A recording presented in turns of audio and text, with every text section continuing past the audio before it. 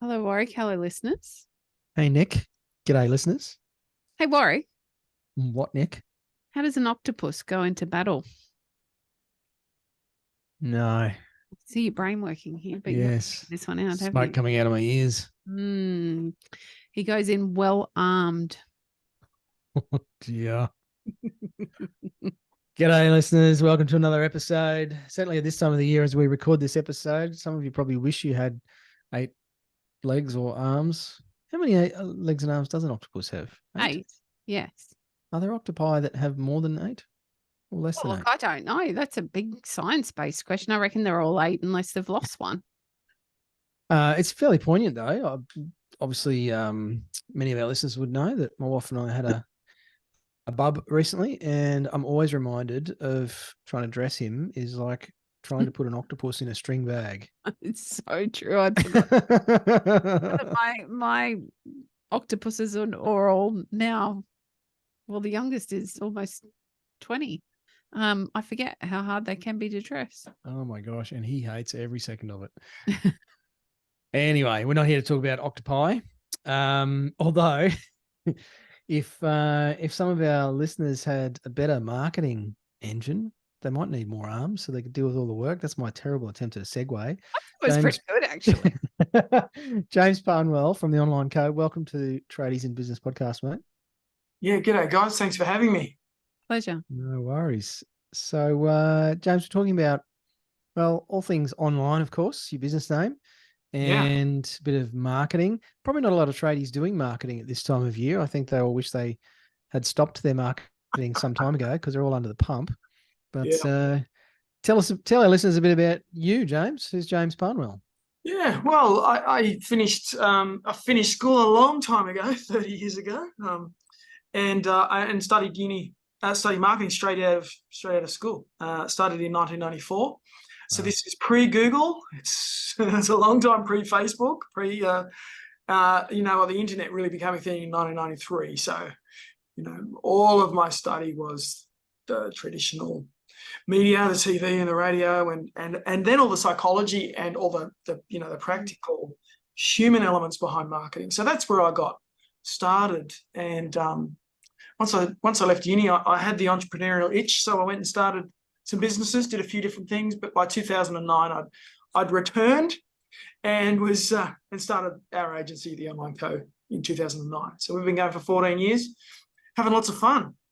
James, you would have seen a hell of a lot of changes in that time, but the one thing I think that is really consistent is the psychology behind marketing.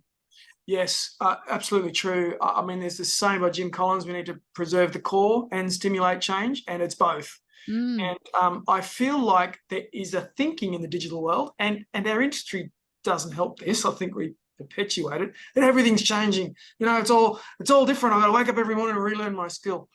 And there's a partial truth to that. ChatGPT and everything's changing in a sense from a tactical and an execution sense. But the core of marketing is people and human beings with needs and wants, with needing to change and problems and motivations. That hasn't changed. I'd argue it hasn't changed in a couple of thousand years. Kids are still kids and teenagers are still teenagers, and we're all kind of broken humans doing our best to get through life, aren't we? It's incredibly true. I feel like sometimes with marketing, and I sounds like I've done a similar number of laps of the sun as you, James. Yeah, I started in business in the early 90s and sales, and I've been through finance and a few different industries and hung around the trades a bit and been coaching for, more than a decade now. But I think of marketing and what's happened to a little bit like photography with the advent of digital cameras and all of this amazing, consumer editing software and tools and everything with photos, that everyone now is a professional photographer because they have a digital camera in their hands. And I feel like the digitization of marketing has perhaps tricked people into thinking that it's all about the tech and the tools and the cool tactics and not about being clear on the customer needs. Do you see that as well, James, in your agency, that sort of evolution where people are like, well, I don't need outside advice. Like I don't need a professional photographer anymore because I've got this cool camera. Yeah. Well, it's the person using the camera and the subject being photographed, not the camera itself, isn't it? I think it's a good analogy. Yeah, I see a number of mindsets. I mean, back in 1993, if you were going to do marketing, you were going to try and win over hearts and minds through sort of big scale brand awareness. Now, how do I get someone to know and like my business? How do I get a great name? Because that's all we had.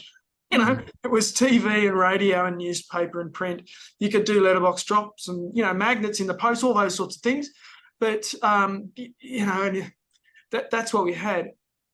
Fast forward 20 years, all of a sudden we got data. And the data says my cost per lead from this campaign is $50. So we say, well, how do we make that 49? You know, well, how do we push that down to 48? Just want to get that lower and lower and lower. And it's just Peter Drucker's saying what gets monitored gets managed. What gets measured gets managed. So we measure cost per lead and we measure the number of leads and we go, well, anything that's not directly contributing to this, I shouldn't be doing. But the truth is, if you put out a campaign, you're looking for leads, there's only a percentage, a small percentage. I've read 3% of people that will see your ad and are ready to buy right now. So if you and all the other Sparkies or, you know, plumbers or whatever the trade is are doing the same thing, then you're all fishing out of this tiny pond. The other 97% is getting ignored. And the research will say, hey, you should be winning over some hearts and minds before they need you, so that when they come into market and then they see you, they're already primed. They're already partially sold. And so the researcher will say you should be doing maybe 60% brand awareness, 40% sales activation, spending more time winning over hearts and minds than trying and asking people to buy. So it should be a little bit more 1993, you know, than maybe 2013. I think people are getting better. I think the market is turning and we're becoming a little less click data, you know, ROI, direct ROI focused. I'm not saying we shouldn't be ROI focused. I'm saying that brand awareness plus sales activation gives better ROI than just buy now, sale ends now, you know, offer ends on Sunday, that sort of thing. It's something we see pretty typically with trade businesses is they only turn on their marketing when their leads have dried up. And so they're doing exactly what you're talking about then, James. They're getting to that point where I've got to come up with a discount or a special offer or something fantastic to stand out from the crowd. And yet they could have spent the 3 months prior doing some brand awareness so that when the time comes that purchaser is ready for the purchase, they're top of mind instead of they don't even exist. They're just another noise in the crowd. Yeah, and they're primed. Yeah. How do we, so for a trades business owner listening at home or on the job, what does that even mean? You know, that whole brand awareness piece, many of them don't understand yet what that is. Can you talk us through what that looks like potentially for a trade business? Yeah, so this idea comes from the marketing funnel. Most people have heard of that. If you haven't, it's just a simple idea that people go through stages in the process of coming to do business with you. So for simply, there's a cold audience, a warm audience, and a hot audience. The hot audience we know very well, we're very good at. Go and run your call to action campaigns, ask people to buy now. We know that, so don't need to spend much time talking about that. It's the other end, it's the cold people that have never heard of you. They've never seen your logo, they don't like you, they don't trust you, because they haven't had a chance to. You haven't talked to them yet. So we need to do something to say, hey, we exist. And there's research that says you've got to repeat your message between 8, I've read all sorts of things, 8 to 17 times to even burn a neural pathway. So, you know, you show a Facebook ad or you show a social post or, you know, a sign out the front of your building or you've got your car out or whatever it is. It doesn't have to be just digital. You need about 8 of them before they even register that you exist. So that's the piece. Now, once they know you exist, and then they have a need, and then they see you are now top of the pile. And you are now going to beat the rest of the pack who've gone, oh, No leads today, better turn it on. And can I speak to that? Because any successful organization, there's 5 pillars. There's your operations, there's your people, there's your finance, there's your sales, and last but not least is your marketing. And when you look at the urgency importance matrix, all of them sit in the important, urgent, except for marketing, which sits in the important and non-urgent. So operations, if I can't get somebody out to the job today, I'm in trouble, right? That's all of a sudden a massive issue. And if I'm not bringing in more money than I'm spending, that's an issue. But marketing, oh no, I can switch that off. That's fine. So it's the first thing to get deprioritized. But you pay an opportunity cost. The money you're not spending now is costing you sales in 3, 6, 12, 2 years. It's costing you. You just can't see it right now, and you potentially cut your costs today to save a few bucks. But that 10 grand you save in the next 3 months or whatever, what is the opportunity cost? And then what we see is what I call the marketing doom loop. It's when you look at finance and you go, we need some more money. Right, so you look, one function then speaks to the function at the other end. Like money's the last thing. Marketing's the first thing anyone sees about your business. You're then typically dealing with a sales function. Then you get the operations piece. Then you pay for the service, right? So money comes last. So money looks right at the other end and says, hey, marketing, I need you to go and get me more money, right? But by that point, when the money's low, the pressure goes to we need leads now. Instead of saying we need to build our business, we need leads now. So then you do the cheap and nasty sales activation. And none of us like receiving those ads. No one likes being sold to. We talk about proposing marriage on the first date. It's kind of gross and icky and uncomfortable. And most people say no. So then you find yourself doing bad marketing, spending money on bad marketing that's not very effective, which costs you money you didn't have. So you spiral. So get off the treadmill, do some brand awareness, get that stuff rolling in, and get out of the doom loop. Another trend we see a lot in the trades is the reliance on word of mouth. When we ask lots of trade business owners in the first couple of times that we talk to them, what are you doing about your marketing? So many of them say, oh, we just rely on word of mouth. We've never had to advertise for anything. Because obviously they don't understand the whole concept of what marketing looks like. James, I'm interested in what your opinion is on strictly word of mouth marketing. So firstly, a personal referral from someone that's used you and likes you is enormously powerful. So I'm never going to put it in the bin. And like I said earlier, all of my study was before the internet, right? So I'm not like digital only. I understand there's non-digital, and that can be an important part of your mix. Having your Vans wrapped is probably a good idea. So let's not poo-poo that for a second. However, as your business grows, if you've got one van, then maybe word of mouth is fine. But there's a point, you guys would potentially tell me it might be 5 vans or 10 vans where you've got to feed more mouths than word of mouth is going to do for you. And I would argue that you just want to get on and start doing some activities potentially before you need it to start creating that brand awareness. And digital is the cheapest, most targeted, most effective way to do it in 2023 or 2024. We're nearly there. It's not far now. I think one of the biggest problems is you can't turn it on and off. Word of mouth marketing. Yeah. So, and they're not. How convenient was that? But the other thing that we see is they're not measuring. So they're not taking the opportunity to gather the data that goes with the word of mouth, so that they can put something together that means that it can be more reliable. And so therefore they're at the mercy of where the market is sitting, rather than being at the mercy of what their marketing campaign looks like. Yeah. And that's a hard concept if you've never thought about marketing as a concept rather than just something you do, an advertisement you do to get a job right now because I've got no more leads coming in. Yeah.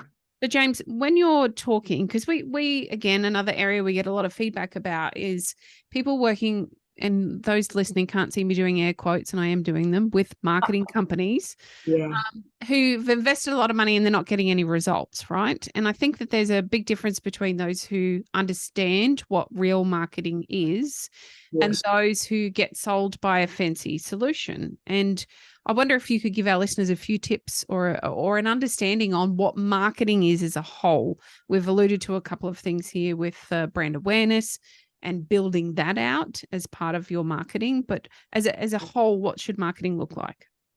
Well, let me give you a little insight into my industry. And last time I checked the ABS, there's something about like 12,000 agencies in Australia. About 2,000 close every year and another 2,000 pop up. Mm-hmm. There's a vast spectrum of quality. There's the top end of town, right? They're dealing with Westpac, so let's ignore them. But there's a bottom end of town. Now, you're going to play hit and miss with a solo operator who, says they can do everything, or a small agency. There's good agencies at every level, so I'm not going to poo-poo them. But there is definitely a difference between some agencies and others. And if somebody's guaranteeing you results, just run. Marketing is not engineering. I'm not building you a car. I'm not installing a PowerPoint that's going to work or not going to work. It's not like that. It's human psychology. It sits in a marketplace and an economy which has a heavy influence on it. Your competitors have an influence on it. The quality of what you do has an influence on it. And, as we tinker on the edge of recession, we've got inflation, all these things happening. There's all sorts of factors that are influencing whether people are going to buy from you or not, that are completely outside my control as an agency. So if I tell you I can guarantee you something, I'm lying. I'm lying to get your sale. That's the first issue. If it's just kind of lead gen focused, I would raise a question mark around that. I just don't see people promising sort of magical answers. I'll deliver this many. I just don't see good marketing ever really working like that. I'd say good marketing is more like, imagine a massive concrete sphere and you push on it, you push really hard and you move it an inch. And it's hard to get it started, but the next inch is a bit easier. And as you push and you push, you get more and more momentum and it works better and better over time. And the clients that we've worked with for the last 10 plus years, the results are incredible because they've pushed and pushed and they've got this big momentum. I think if an agency or someone's talking to you tactically, so they're not talking about the customer and they're not talking strategy, they're talking tactics. So, hey, we should do your SEO, we should do your Google ads, we should do your Facebook ads, we should do social posts. They're talking at that level. That's a bit of a red flag to say, hey, this person is not looking at the big picture. The word strategy actually comes from a Greek word for general, like a military general. And the military general will look at the big picture first. And that big picture has to take into account the human, the needs, what's going on internally, the psychological triggers of that human first. In fact, our process is to chuck it all out. Let's just talk about your customer. Let's spend time analysing that. Then let's choose the tactics. Then let's go and execute. And we're going to execute well now because we understand the customer. So if it's just, hey, Google Ads will fix it for you, I'd raise a red flag on that. The other thing is around planning. Are we going to have a crack? Let's go do a 3-month trial and just see how it works. Or are we planning? Are we thinking in a 12-month time frame or longer, ideally? We talk about 12 months because thinking past 12 months is a bit of a challenge for most people. But a 12-month plan, what are we going to roll out in the 12 months? What are our measurement points? What are our milestones? And actually think through a professional approach to what's going to happen over the next 12 months. There are a couple of flags. There are people out there doing great work. I have a policy of not knocking my competitors. But there are people who have done a 5-hour LinkedIn learning course, got a website built on Fiverr, and are now digital marketing experts selling you services. And if they're very skilled at sales or they're good talkers, you know, be concerned.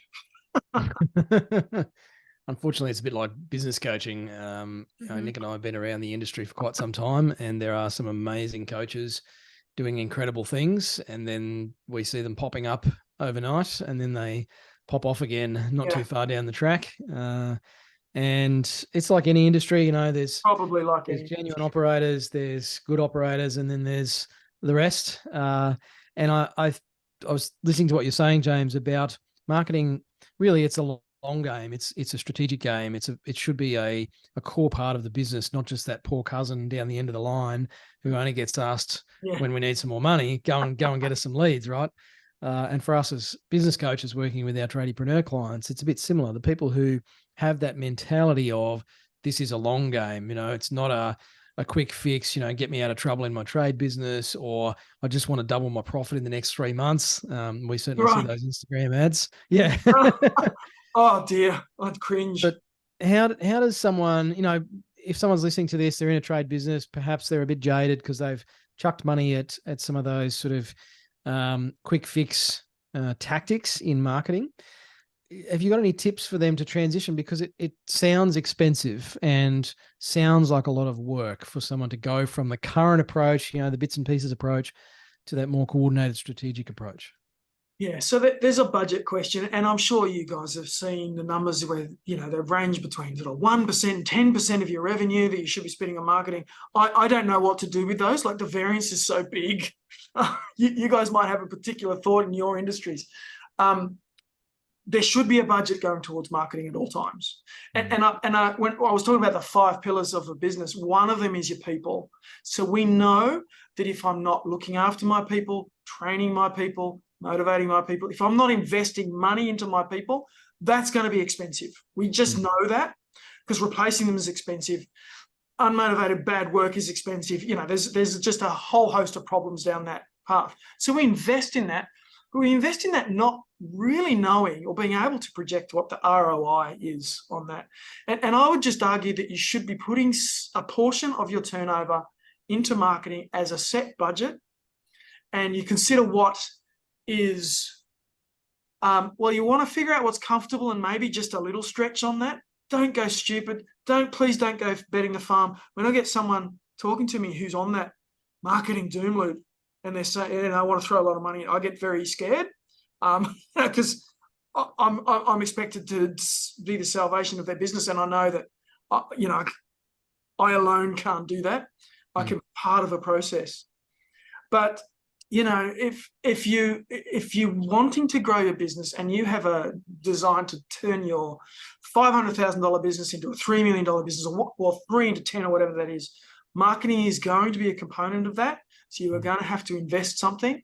So then work with a partner like ourselves who can help you figure out what it's going to cost to do some activities, turn them on, and you can scale those activities up over time as you grow. James, is there one form of marketing that every business should be doing? I find in dealing with businesses across all industries that most people need SEO, as in people will typically get a website built, they'll make it lovely. It looks beautiful, people like it, and Google hasn't got the foggiest idea what it's about. Yeah. Google is not a human, it's a robot. It just comes and reads the code and tries to decide based on 300 plus factors where it should rank you for what. So most people are not getting much traffic to their website. They're not doing sort of good human things. So we talk about the mixture between making Google happy and making people happy. We need to do both. It's not either or. So most of the time we find people need that. Maybe secondary to that is just a social media strategy. And a mixture, and I'm getting tactical, a mixture between organic posting on Facebook and Insta and a paid component as well. So it's pushing the message out to your potential customers in your target area, as well as maintaining that, you know, that rhythm of talking to existing customers or previous customers. And usually the paid and the organic social media feed each other. They're two usual things. The nuance of that depends on your business, who you are, your values, your points of difference, your target customer, all of those things on how to execute that properly. James, I wonder, when it comes to marketing, is it something you think that business owners can do effectively on their own? It's kind of a leading question, I know. Yes, in some cases. So I find that I meet people who will have a bent in one of those 5 core areas. So you'll find the accountant types, and they do their own accounting because they love it and they're good at it. Mm-hmm. And I find people that can do their own marketing because they love it and they're good at it. So if that's you and you geek out on it, go and do it. Like, it's fantastic. Why not? You're going to enjoy it. You're going to do a good job because it's your business and you care.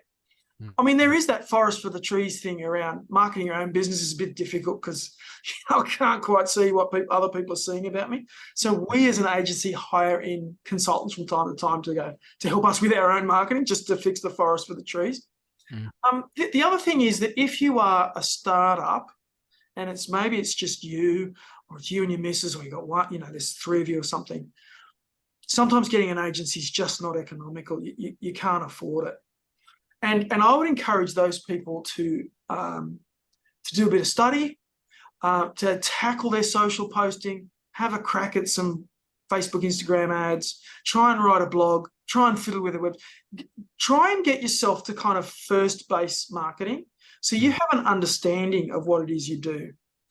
As your business grows, you're going to need to give that seat to somebody who can do it properly, because you as the business owner are going to need to be doing higher value things. You're going to be needing to manage, recruit staff. You're going to be needing to bring in new sales, land those bigger contracts. There's far better things you can do with your time than save, however many dollars an hour it is to do your marketing. And so I've given you a couple of cases of people that should. Pretty much everyone else should get someone else to do it. So I'm not trying to say, oh no, I'm an agency, you should use me. There's cases where it makes sense for you to do it. And it might be the 80-20. There's probably 20% of people that should and 80% shouldn't, something like that. Sounds about right. James, how do we choose a good agency? So again, this isn't about bad mouthing that there are some agencies aren't right for some people. This is probably about finding the right fit for you and your business. How do you even know, given that we don't have experience, we don't understand what marketing is, how do we choose the right agency to help us with this? So I think you need a level of experience there, and you want to know what that is. How long's the agency been around? Been around for less than 2 years? Well, we all know the stats on that. Running an agency is challenging in a few unique areas, in that you need to have expertise across a number of disciplines. The sort of person that can do, graphics is often different to the sort of person that does like web programming, and that's different to somebody who does copywriting, and that could be different to somebody who does data analysis. So you often need a number of different skills. So you don't develop them quickly, and you typically need multiple people to be able to deliver that. So there's the experience and the sort of depth of skill. I would trust your gut. If it all sounds too good to be true, it probably is. If you're not getting a good vibe from the person, I would be listening to that. I certainly use that myself. And is there a structured approach? Is there some sort of process that you can see and understand, and what's coming up next, and you're paying for the advice, and so we do a 12-month digital marketing. We call it a playbook up front, and that's our process to map out everything that's going to be done. And we charge for that, and we're upfront about that. And we're upfront about what the next range of fees could be. So you very clearly see what the process is going to be. So, in that you just have some comfort around, they've given this some thought, and they've actually bothered to get a graphic designer to put the process together in a flow chart, and, I can see what's going to happen. Yeah. And I just think some of the things that I said before, if they're guaranteeing results, then just run for the hills. It's terrible. Very smooth talkers are usually a bit of a red flag. And yeah, sort of, if it sounds too good to be true, it probably is. James, I'm going to hit you with a question that you don't know is coming. Okay. And it's not too hard. I reckon you'll have a decent answer for this. If you had 1,000 trade business owners in a room, what's one piece of advice you would love to leave them with? One piece, yeah. It is that short-termism in marketing is unwise, always. It's never a good idea to do short-term, to think short-term about marketing. If you're serious about growing your business long-term, you need to be serious about doing marketing long-term. It's a compulsory component. It's one of the 5 pillars. It needs to be on, and it needs to be thought through and executed consistently over years. We deal with SMEs, but we deal with corporates as well. And you know that the corporates who have been investing in their brand over time, one of our corporates has been in business for 100 years, their household name, and they manufacture for trades. And we see the results on their campaigns, and they're obscene. They're so good because people know and trust that brand, and they've taken the time, 100 years in this case, to embed themselves in every Australian's mind. And you don't need to go to that level. We all know that local cafe or the local hairdresser or somebody who's like, oh yeah, got to go down to Joe Blow's or whatever. They're awesome. They've developed a brand. It doesn't need to be a national brand. It can be a local brand. You can do it. But if you're thinking, get me some leads, what's the quickest way to turn around some leads? It's not really marketing. It's probably more like sales. And the research is pretty clear. It doesn't work very well. My experience is pretty clear. It doesn't work very well. You actually often get the worst leads. If there's an entire pie, often just skim off the worst, most desperate people who are, who don't have much money, who have poor quality jobs, are not going to pay. That's typically what you get with that sort of attitude. And if you're looking to grow your business, you just need to think bigger than that. Great advice, James. Now, if someone's listening to this, it's like, oh, let's go check this guy out. Where can people find out more about you and your agency? So you can Google The Online Co. There's only one, so you'll come through our website. You can jump on there. You can book a quick chat with me. I'd be more than happy to talk to you. But we do have a free health check where what we can do is actually put together, you've got to put in 3 of your top 3 competitors. We'll compare how you're doing digitally with them. It might be great news. It might be a bit of a sobering piece of news. But that form is going to take a couple of minutes for you to fill in, but we'll get you a report off the back of that. And I'll be happy to chat it through with you as well and see how we can help. Awesome stuff. Well, James, thanks for probably giving a bit of a different slant on marketing. I love the long game aspect of it. So thanks for your time today on the podcast. Thank you for having me, guys. It's been terrific. Thanks, James.